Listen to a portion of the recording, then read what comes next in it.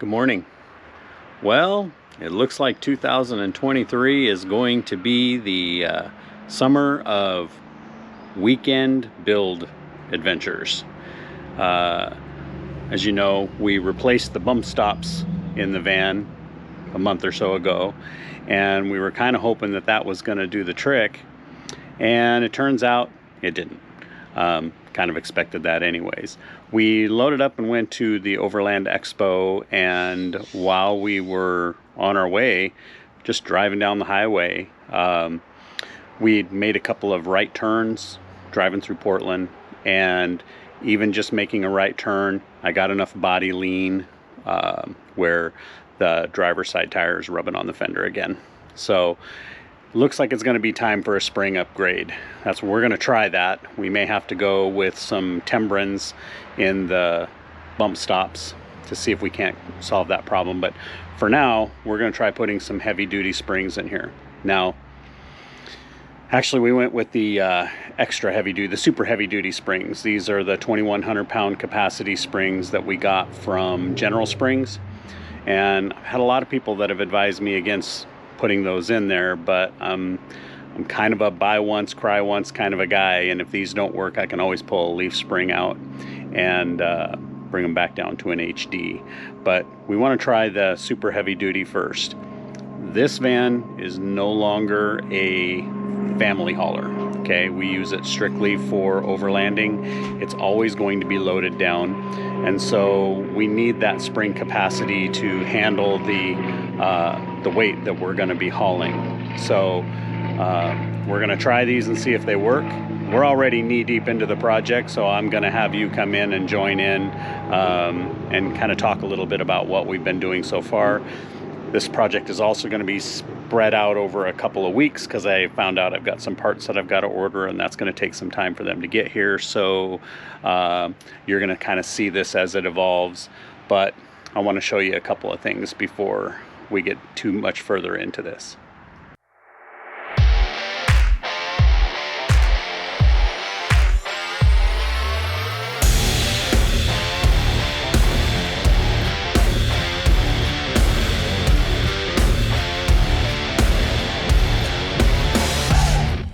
So let's talk a little bit about the design that Chevy put on these Chevy Astro vans.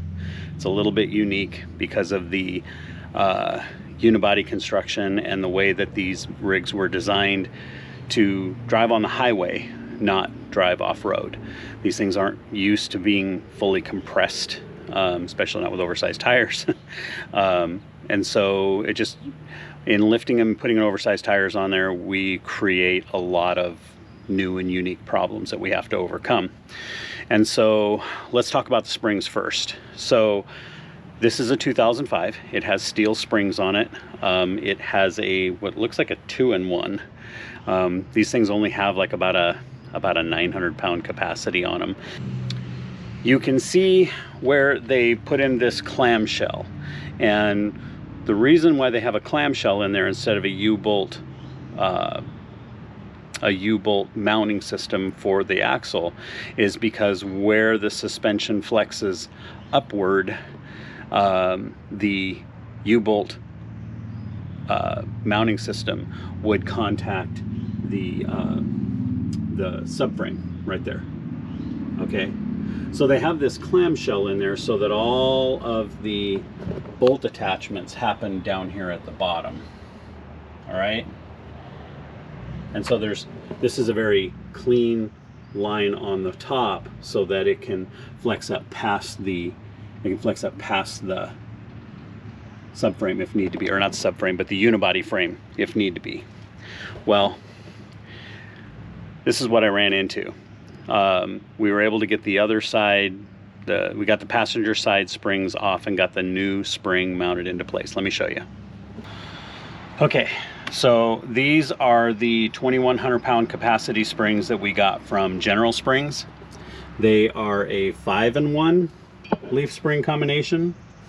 And like I said, they're probably going to be a pretty stiff ride, but this is what we are looking for. We want something that's going to handle the weight that we put into this, because when we're fully loaded down, especially for the three of us going out, we're packing enough gear where we are at, if not a little over, capacity on the rear end on this van. Now I realize putting these heavy duty springs is only the beginning of this. We're gonna have to upgrade the axle. Like, there's a bunch of things that we're gonna have to do.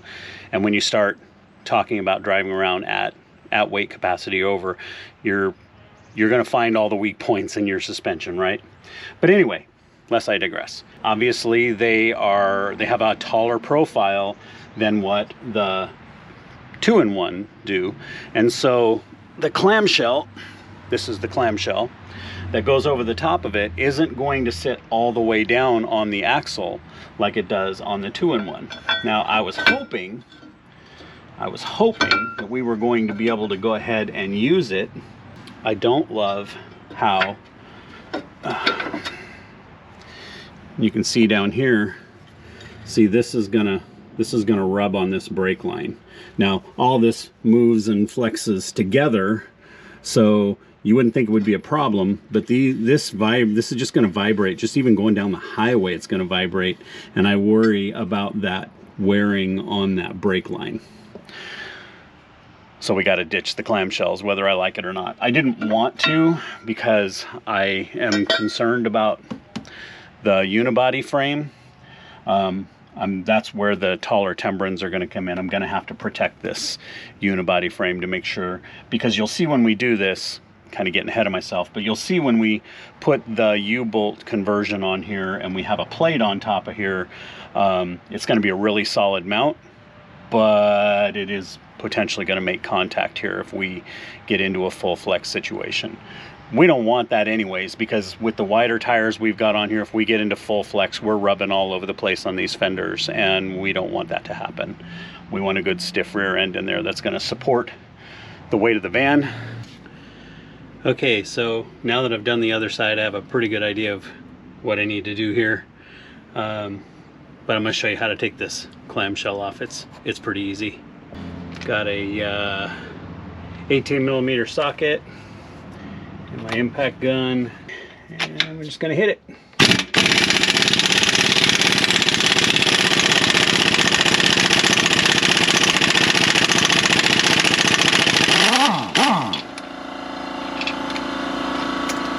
They're coming out pretty easy for me, but you can always hit them with a little bit of penetrating oil if they don't. So you've got a U-bolt on the inside, and then you've got the flange bolts on the outboard side, and you got flange bolts on the inside, but they're all 18mm. Okay, so once you get the bolts out, you got to get the clamshell off of there, and the other side was pretty tricky to get off there, so I'm going to assume this one's going to be the same way. I just used a flat bar to kind of pry on a little bit. A lot of it is that rubber is, you know, over the years gotten warm and has fused to the spring and fused to the clamshell, so just takes a little bit of work to get it off of there.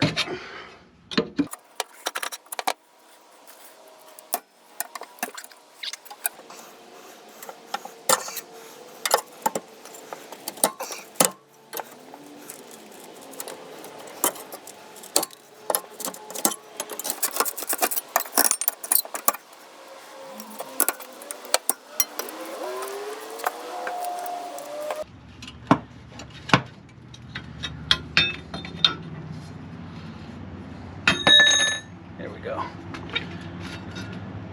And there's the other clamshell.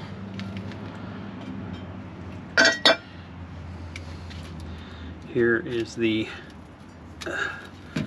upper isolator pad, and then there's another one up underneath of there. Next up, we got the eye bolts for the spring hanger, and we're just going to pull these off. They're a 21mm wrench, 21mm socket.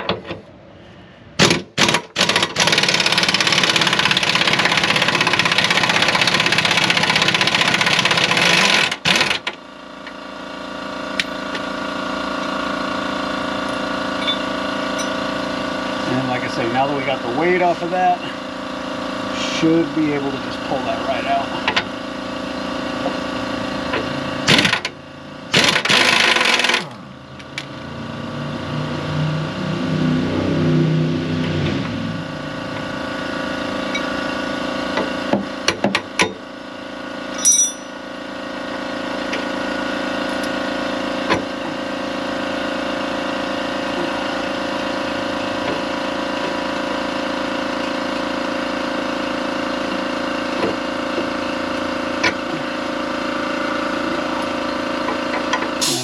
just for giggles, I'm going to stick this up here so that it doesn't wander away to points unknown. And that's the front. Okay, here's the back spring eye. Oh, here's the only thing holding it on there, so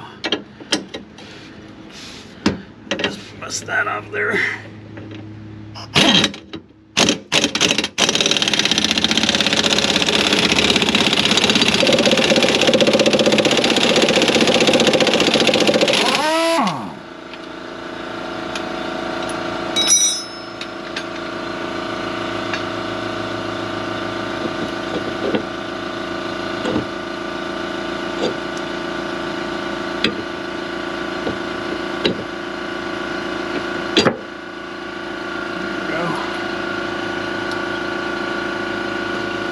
Same deal. Just going to stick this up here for safekeeping so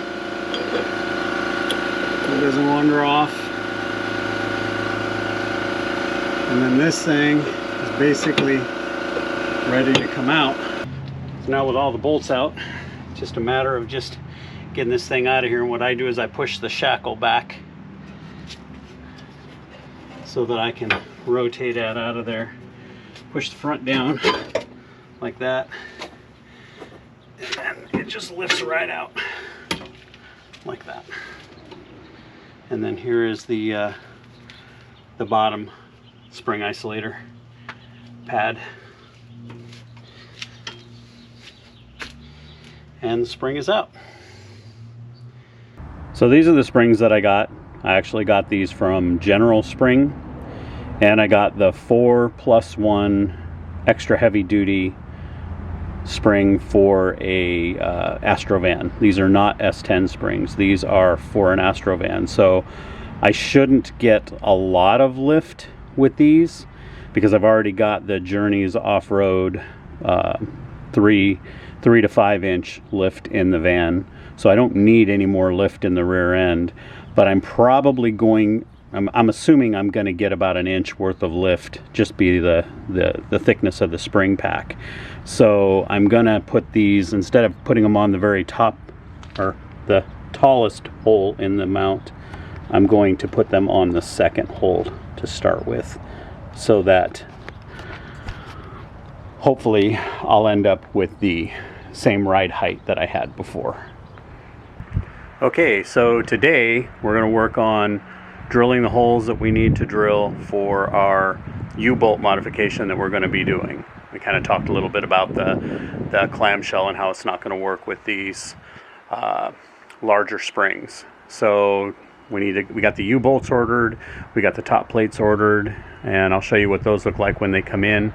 But for today, we've got a couple of holes that we've got to get drilled, and I'll show you where. Okay, this is our old hanger flanges for the clamshell. Used to be that they bolted through right here, but we can't use the U-bolts here. For one, it doesn't get up close enough to the axle housing, but two, it's too far out from the spring perch. So those springs are going to sit right here, okay? And so we need that U-bolt to be as close into those springs as what we can get. And so this being the 2005 Astro, it had steel springs to begin with. And so this is the steel spring perch, like I said, from a 2005. So the U-bolt, we'll have one U-bolt that'll go right here. That was always a U-bolt before. That just bolted into the bottom of the clamshell. Now it's going to come all the way up to the top of the spring plate, which will put it about here somewhere. Okay, and then on the other side, we need holes drilled as close in here as what we can get, right into that corner there and right into that corner there. Now I'm putting 9/16 U-bolts in here, so we're going to drill 5/8 inch holes to get those through, and then we should be able to get the U-bolts through there. Now it's important to mention that with these things, you want to make sure that you're not drilling into this vertical structure here anywhere. You're going to drill right into the bottom corner here, because if you drill into this vertical structure, you'll weaken this spring perch and it could collapse on you. So that's our goal, is we're going to try and get these things as tight into those corners as what we can get. Okay, so I'm starting out with a 3/8 inch bit to kind of pilot a hole in there, mostly because that's the biggest bit I've got. I've got to go buy a 5/8 inch bit, but we got to get a hole started there anyway. So what I start with is a little bit of oil. Cutting oil would be best, but really any kind of oil just to kind of keep that drill bit lubricated. And I'm just going to stuff that thing in the corner like that. Slow speed for cutting metal.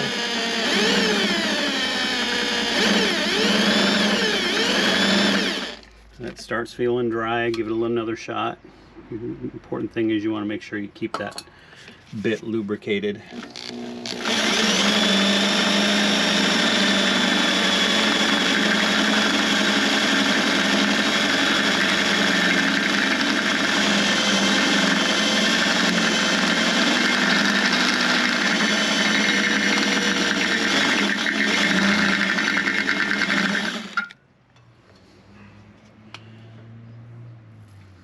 Don't be afraid to use too much oil.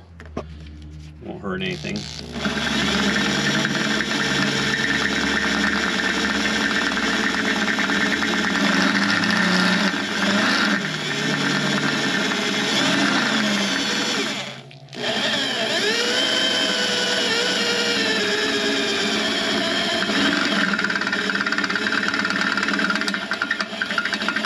Feel it starting to bite, you know it's getting close.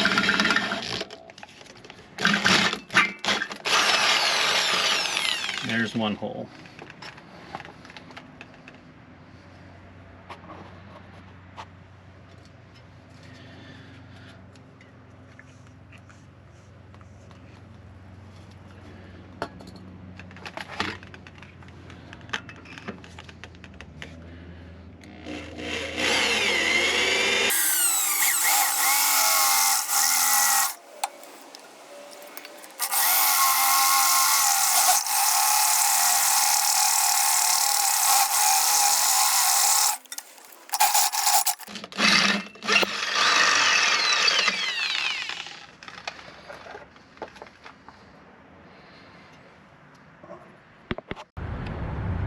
Okay, I cleaned this up a little bit so that you can see in there. You can see there's my 3/8 inch hole there and 3/8 inch hole there. You can see we got them just as tight into that corner as what we can get them.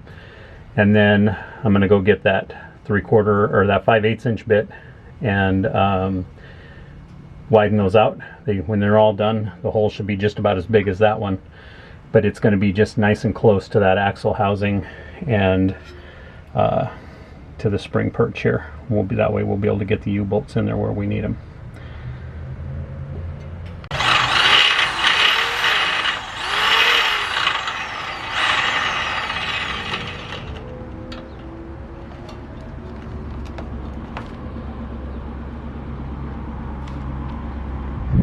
Alright, got all our parts together. Today's the day we put this thing back together. Okay, so remember when we talked about how the old clamshell spring mount won't work with these super heavy duty springs because they sit up taller and this part of the spring hanger is going to rub on the brake lines. So we had to do what is called a U-bolt modification for the springs. It's a common way of mounting. Most of the older vehicles have that. A lot of the heavy duty vehicles have that, and so this is what we had to do.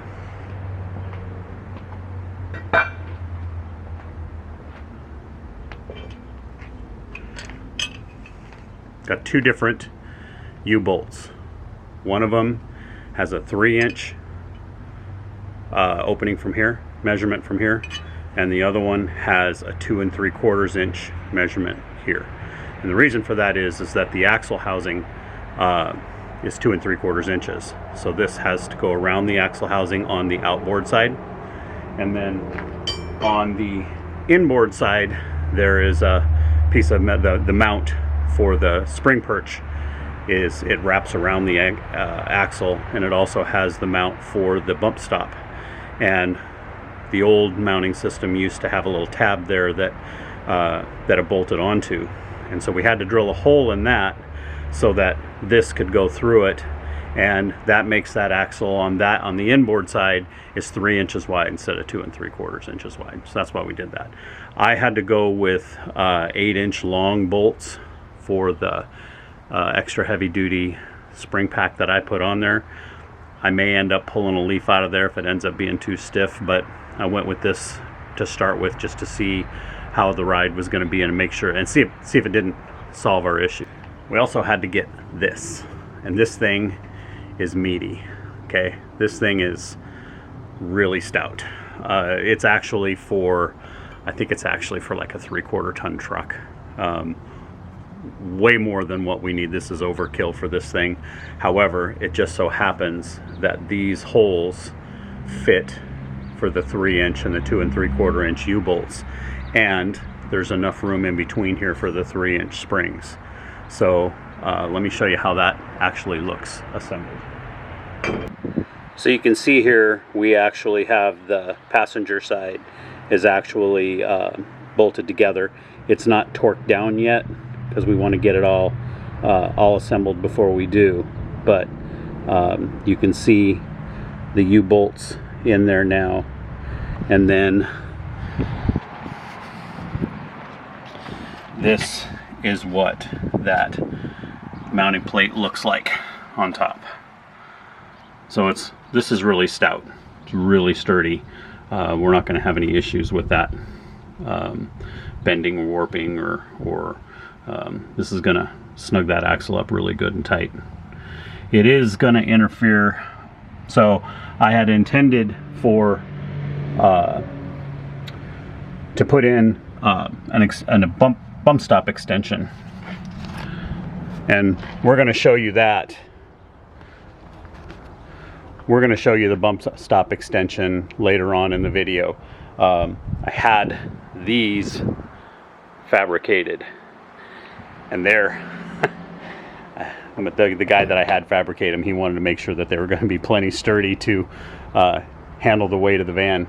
I think they're a little overkill.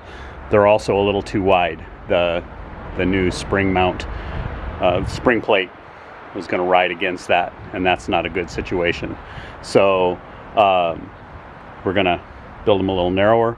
We're going to build them a little taller, and the reason for that is because this mounting plate is wider than what the clamshell was, and so if I get into a situation where I fully compress this spring, it's going to hit here.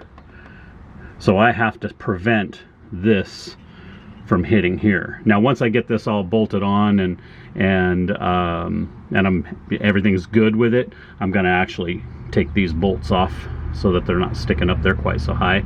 But I need that bump stop to be here so that if this thing fully compresses, it hits the bump stop before it hits this mount. So I'm going to lose a little bit of suspension travel, but I'm okay with that because I don't want this to fully compress in the wheel well so that I don't get rub right there. So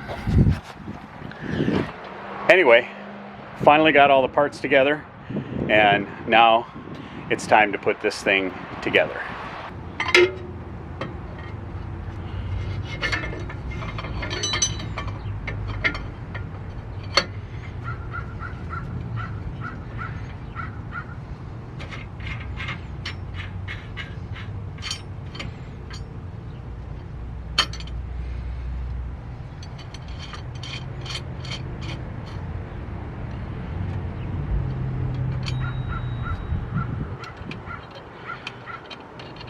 So you can see I used 8-inch U-bolts, and those 8-inch U-bolts are only just barely long enough with the rubber spring isolator in there from the original.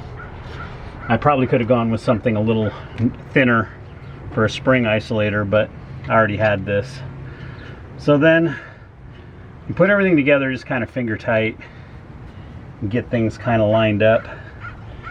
I'm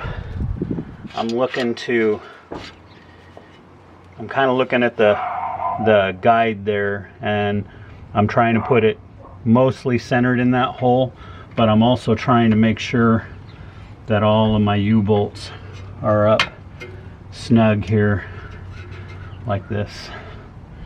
I want my stack to be fairly straight up and down, fairly well aligned. And then I'm just going to start tightening these down, trying to get them all pulled down evenly.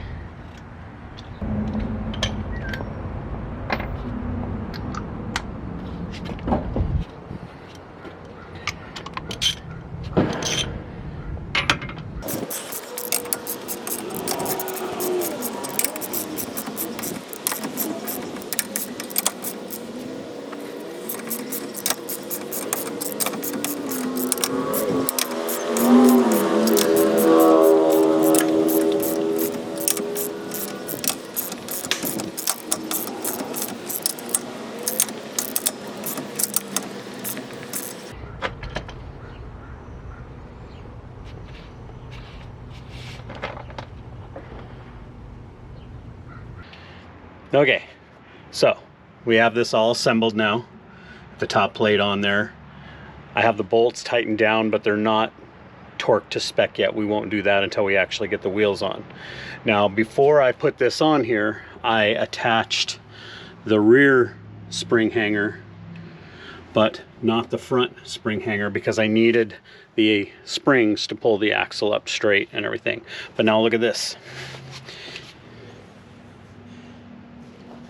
So my axle's not lining up because I have a little bit of a slope driveway, and the rear end is actually sitting on my floor jack, so it's kind of crept its way forward a little bit. So we need to pull it back a little bit so we can, and then lift it up so that we can get it into the spring hanger. And how I'm going to do that is I hook the ratchet strap on here, and we will use the ratchet strap to pull the axle back into position.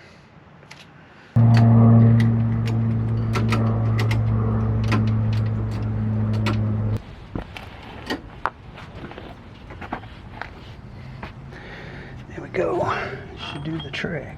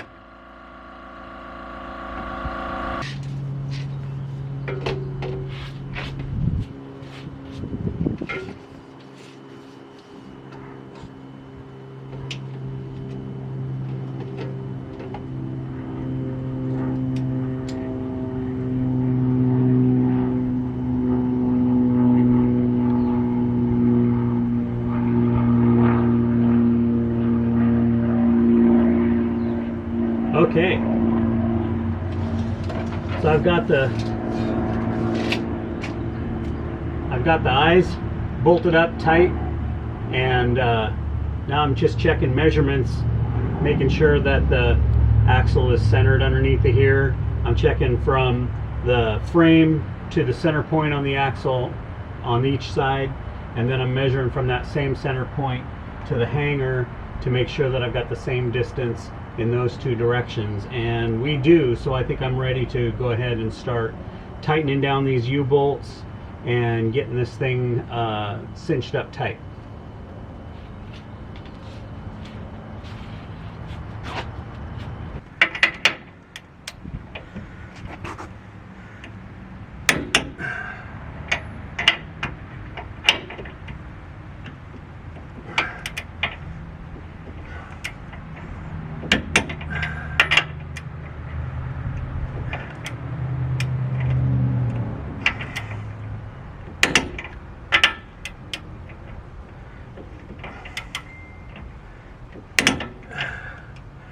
Okay,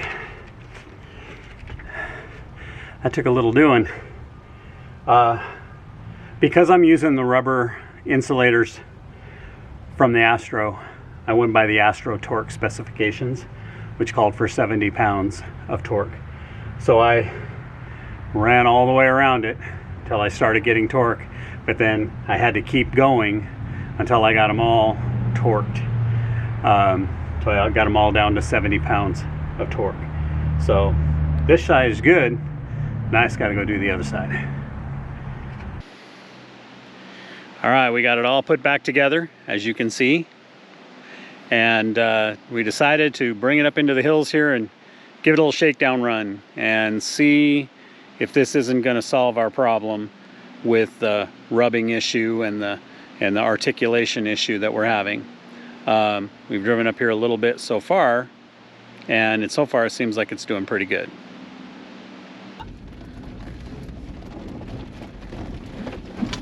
All right, so the road that I chose to go down is probably one of the roughest roads in our area. It's got a lot of pretty big potholes. So not sure if that's going to make it a good candidate or a bad candidate, because even when we had the old springs on here, this was a pretty rough road. Yes, for sure. But so far on this trip, my impression, I can definitely feel a stiffer ride back there, for sure. All the little bumps are much more noticeable than they were before. Before, this thing, it glided down the highway like a Cadillac. Like it was like riding the waves in a boat. And now it definitely has a firmer road feel to me. I can feel the road more. You probably feel that driving more than we do as a passenger. Probably. I have noticed that it is much more firm in the corners, so that you don't get quite so much body roll. So it definitely, it rides a little more like a truck. And that's what I would say about the ride in it now, is it rides like a truck. Even on this road, it rides more like a truck than it did a family car, which is what I expected. I am feeling, you know, these bumps they're no slouch. Like, you can feel them. Definitely. But I don't know that it's appreciably worse than it was. It's kind of why I chose this road, because this is one we've been on quite a bit. Right. And I don't know that it's significantly worse than it was before. Now, part of the reason why I chose this road is there is a stretch up here where the snow melt has really washed out a lot of the road. And there's a big, deep rut channel that runs down the road, and it goes from left side to right side. And when we were up here before, when Christina and I were up here, when we were transitioning from one to the other, one of those tracks to the other, trying to straddle this ditch, we got significant tire rub. Right. So, like it left pretty serious scarring. Like, I wasn't sure we were actually going to be able to get up it because we were dragging so bad. So that's where I'm headed. I'm going to get to that point, and I think that is going to tell us a lot about how much this has helped with our problem. Now, we loaded a bunch of gear in the back. We're not actually going out for an overland. Well, I mean, overland trips can be day trips, but like we're not fully kitted out. But we've got some pretty good weight in here. We're probably, I would say, half of what we would normally carry with a two-person outing. So there's weight in here. And this route that we're gonna take, there's enough weight in here. If it's gonna rub, we'll know. Right. So we'll see where we're at when we get there. Okay, so this is the spot I was looking for. And Christina and I came up here a couple of months ago. We hit this spot right here, and this is where the snow melt is channeling its way down the road. Now this doesn't look like much, okay? Doesn't look like much, but the way that it's set up, going uphill with this, going through this little bit of a ditch, and having the axle set up in a way where one side is down, the passenger side is in the rut, and the driver's side is on the high spot, and then switching that as you go through, we were getting a lot of articulation in the suspension to the point of where the driver's side was completely bottoming out, and we were getting pretty significant, like literally we had to drag to get over this obstacle, and any way we tried to do it, we couldn't make it without having that rub. So this is going to tell the story right here.